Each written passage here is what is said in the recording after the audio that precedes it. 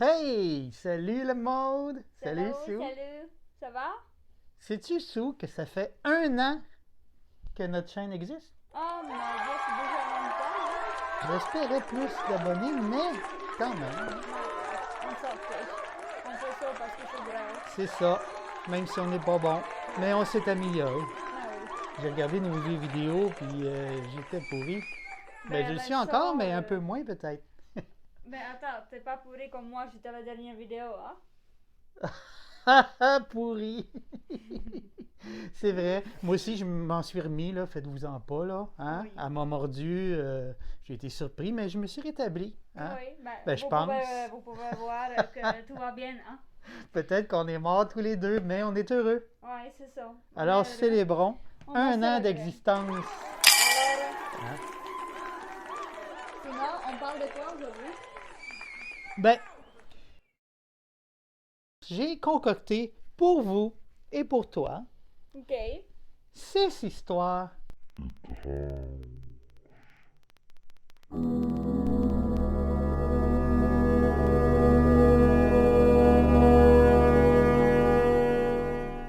Et vrai ou pas.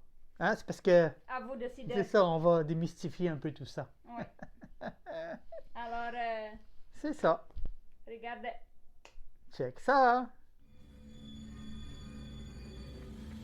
Tu nous sers de l'horreur, des bons films, des navets, des films cultes, des top 10, des complots, des légendes, des rumeurs, des niaiseries, t'aimes ça, t'en veux plus, toujours plus, ben de gros, check ben ça! Check ça, check ça, check ça, check ben ça!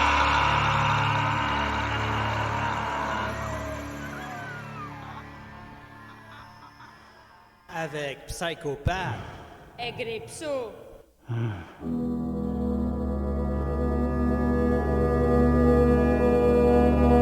Alors, Sue, Oui. et vous, êtes-vous prêts pour la première histoire étrange, mais possiblement vraie?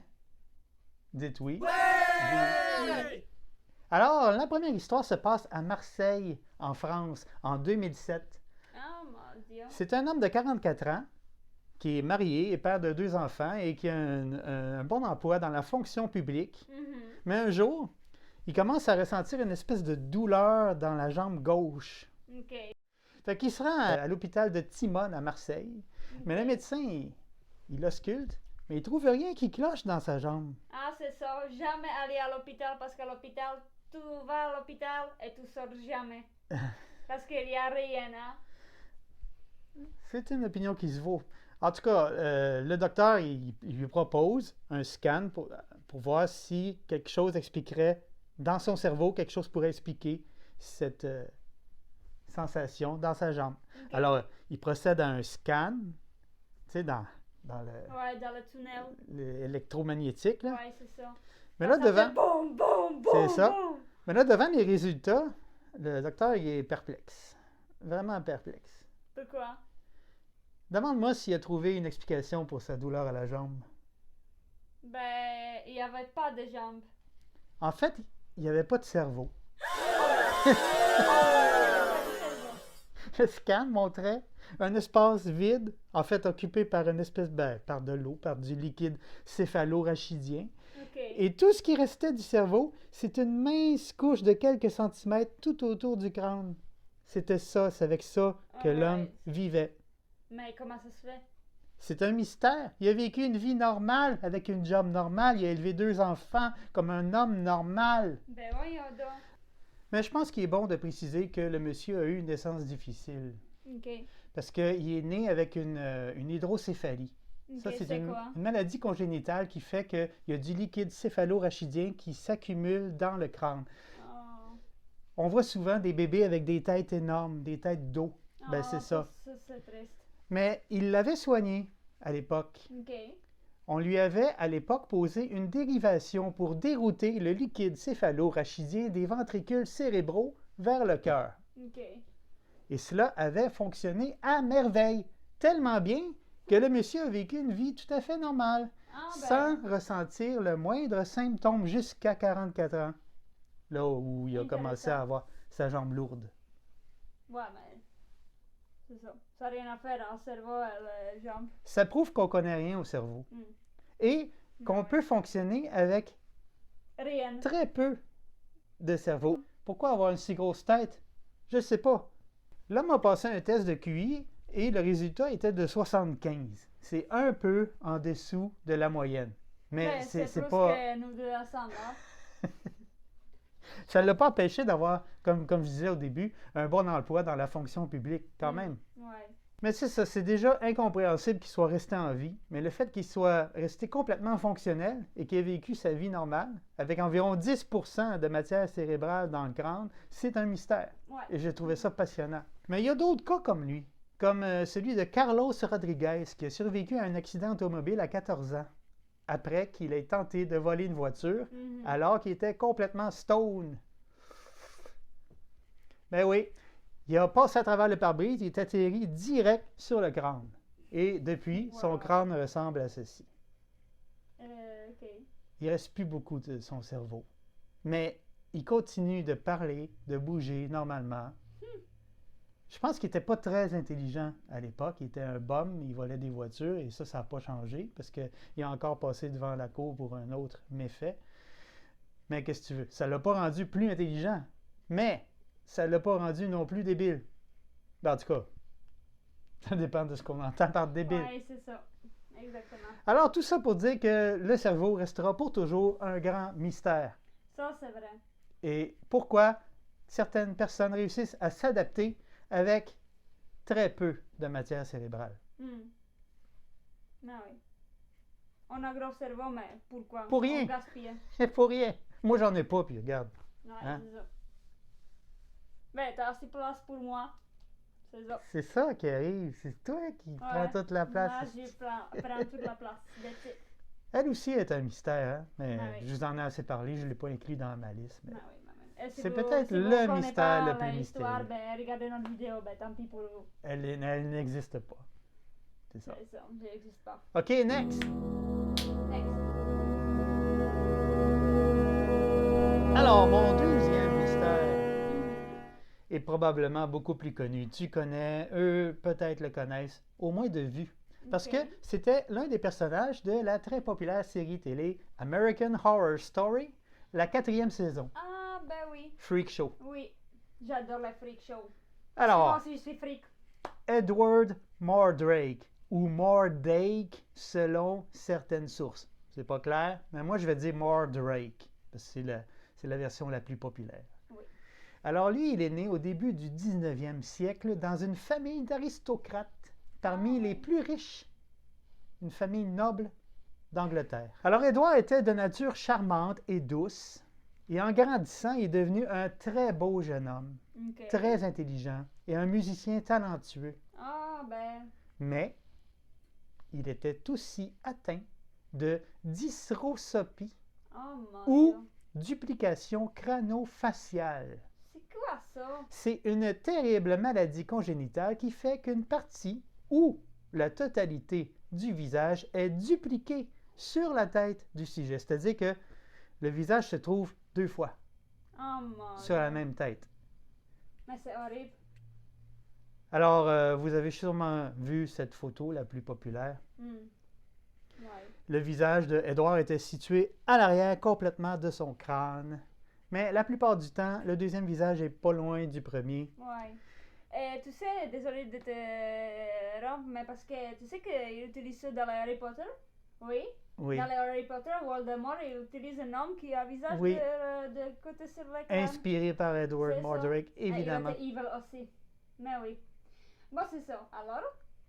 Alors, quand on le regardait de face, on disait d'Edward qu'il était d'une beauté rare. Ah oui, séducteur Mhm. et beau garçon. Mhm. Mais le deuxième visage, qui était à l'arrière de sa tête, était une version laide, toute tordue, diabolique de son visage.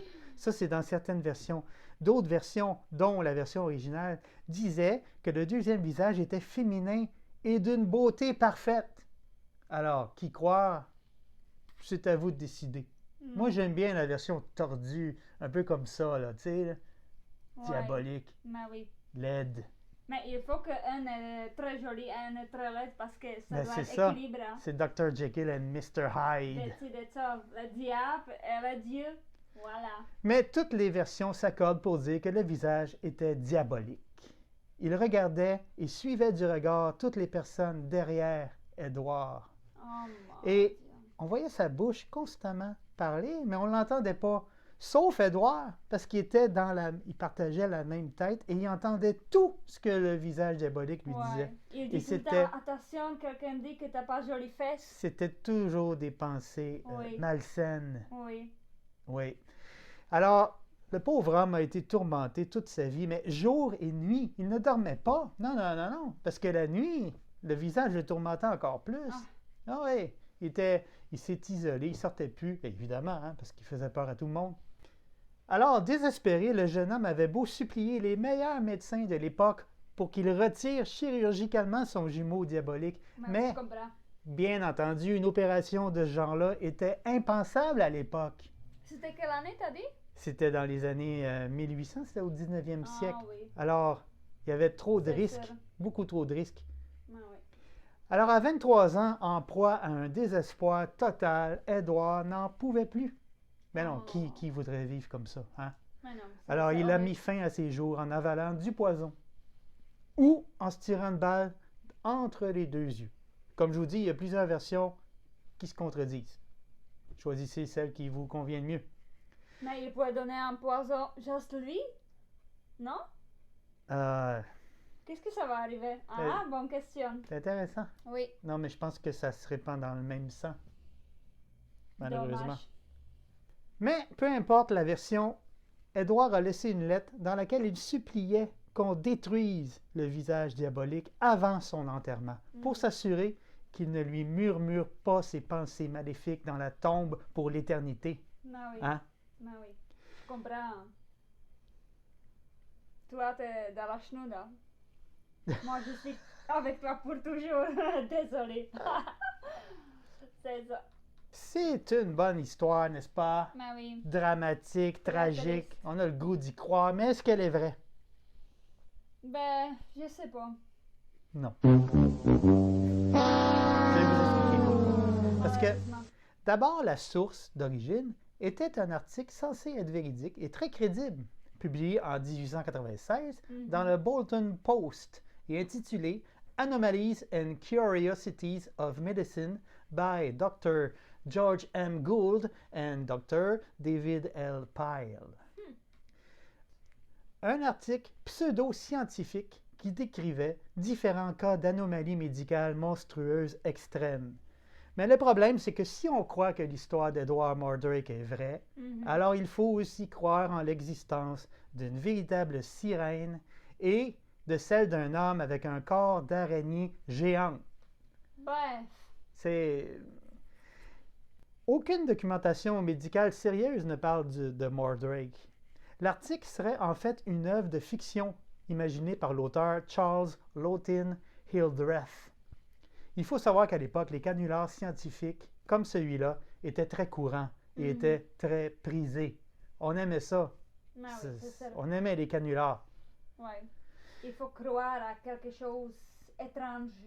C'est ça, ça nourrissait notre besoin de mystère et de macabre. Exact. De plus, il y a plusieurs faits décrits dans l'article qui ne concordent pas du tout avec les cas réels connus et documentés de duplication crâno-faciale.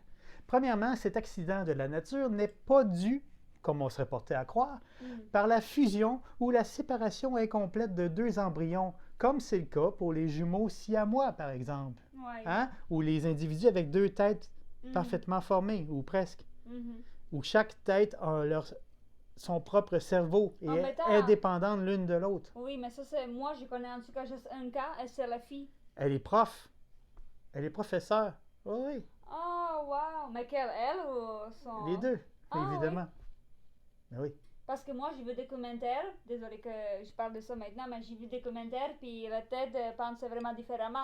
Oui, mais malheureusement, ce n'est pas le cas qui est décrit dans l'article pour décrire ce dont souffrait Edward Mordrake.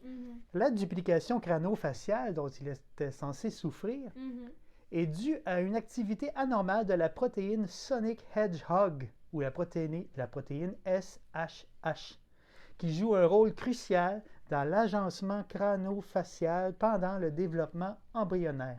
OK. Quand le taux de cette protéine est trop faible, Mhm. ça cause une difformité comme la cyclopie, où les traits du visage n'ont pas pu se développer normalement. La personne Ok. a juste un œil, par exemple, Ouais. comme un cyclope. Ouais, c'est ça. Ou le nez n'est pas complet, ou la bouche est mal formée. Ah oui, comme Rocky Balboa. C'est une naissance difficile aussi, mais... On ne parle pas de ça maintenant. Quand le taux de cette même protéine est excessif, donc en surplus, ben, comme c'est le cas dans la maladie qui nous intéresse, ça provoque un élargissement des traits du visage et une duplication souvent de la structure faciale. On verra le plus souvent 2 paires de yeux et 2 nez, mais ces traits sont toujours liés par le centre du visage, ou presque. En tout cas, pas loin du visage. Ouais. OK. Le deuxième visage qui résulte de cette anomalie n'est jamais correctement formé Mhm. et il déforme même le visage principal. Mm. Donc, les chances pour qu'il soit d'une beauté incroyable, Fatal, là. puis encore plus que, premièrement, l'autre visage soit de sexe féminin alors que lui est un homme, et d'une beauté parfaite, vous voyez que c'est dur à croire. Ouais.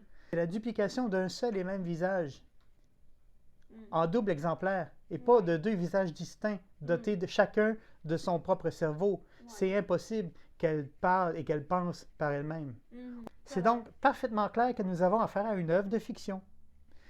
Pour illustrer mon explication, voici un vrai cas de dysrosopie ou de duplication crâno-faciale. C'est le cas de Cheng Zhu-Ping. Comme on le voit très bien dans la vidéo qui date des années 80, la deuxième bouche de Cheng n'est pas indépendante de la première.